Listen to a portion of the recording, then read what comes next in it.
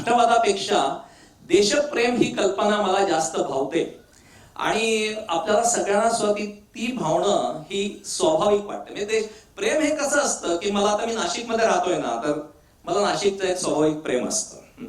त्याच्यात काही नाशिक ग्रेट आहे असं मला वाटत नसतं, कारण जिथे आहे तिथे मी आहे म्हणेन, नाही तर नाही म्हणेन. किंवा जसं मी माझ्या लेखात म्हटलं होतं की माता म्हणतो ना आपण, आई, भारत माता की जय असं म्हणतो, तसं आपल्या आईचा आपण जय जयकार करत नाही.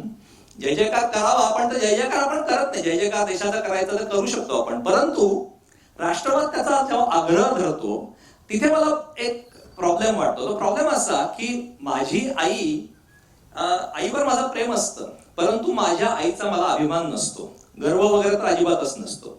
माझ्या आईमध्ये अनेक दोष आहेत हे मला माहिती असतं. तसंच माझ्या देशामध्ये देखील अनेक दोष आहेत. त्यात असंख्य व्यक्ती स्वातंत्र्याचा संकोच ठायी टाळी होणारा हा देश आहे हे मला म्हणायला काही संकोच वाटत नाही. तरी माझं देशावर प्रेम असतं आणि हे प्रेम इतकं स्वाभाविक असतं कारण आपण त्या देशात असतो. त्याचे असंख्य परिणाम आपल्यावर होत असतात आणि हे केवळ सहवासातून निर्माण आलेलं आणि अतिशय खोलवरचं प्रेम असतं. आणि त्याच्यात कुठेही या देशा पलीकडच्या दुसऱ्या देशाची तुलना करण्याचा प्रश्नच येत नाही. तो दुसरा देश कितीही प्रगत असला तरी माझं प्रेम हे कायम राहत असतं. इतकं ते स्वाभाविक प्रेम असतं. राष्ट्रवाद त्याच्या उलट असतो. राष्ट्रवाद त्याच्यात प्रेम असतंच का नाही मला माहित नाही. कारण राष्ट्रवादामध्ये ना की उदाहरणार्थ म्हणजे मगाशी मी म्हटलं की प्रागतिक आतंकवाद याच्या विरुद्ध आज जे भाजप मुंबईमध्ये कार्यक्रम घेणार आहे, त्यांना ह्याची खंत नाहीये की एखाद्या कॉलेजच्या मुलाने काहीतरी घोषणा दिल्या याच्या संशयावरून ही व्यवस्था त्याला 20 दिवस जेलमध्ये टाकते.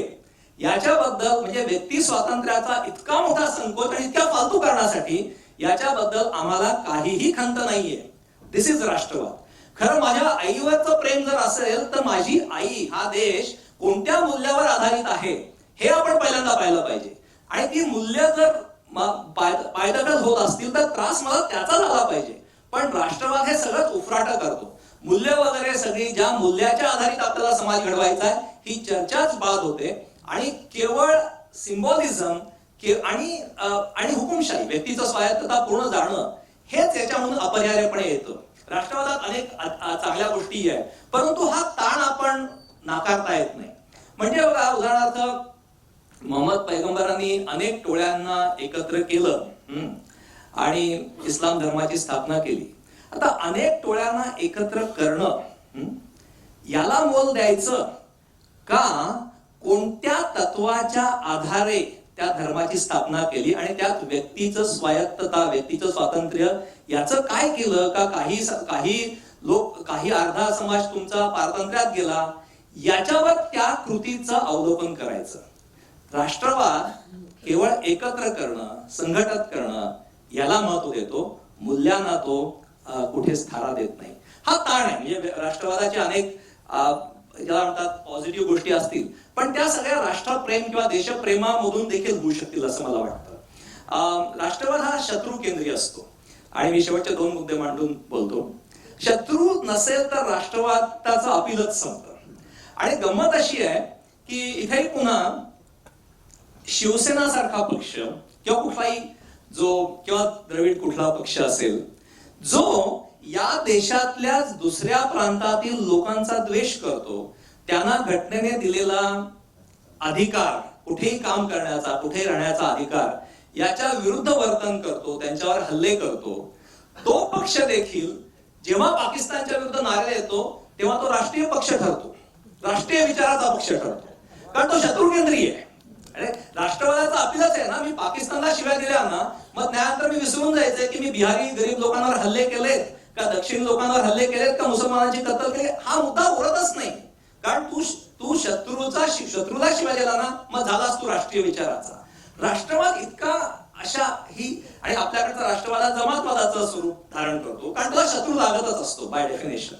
त्यामुळे मूल्य ही कोणती मूल्य आपण कोणत्या मूल्याच्या आधारे आपण समाज घडवायचा आहे, त्यात व्यक्तीचं काय होणार आहे याच्याबद्दल राष्ट्रवाद उदासीनच नाही, तर त्याला तो सरळ सरळ छेद देतो. आणि आत्ताची परिस्थिती अशी आहे की ह्या सगळ्यांना अतिशय चिंतित होणारी अशी परिस्थिती आहे. नास्तिक वैज्ञानिक विज्ञानवाद असणं, नास्तिक असणं, या पलीकडे या धोक्याची जाणीव आणि ज्या खेळी खेळल्या जातात याची जाणीव आपण ठेवण्याची गरज आहे.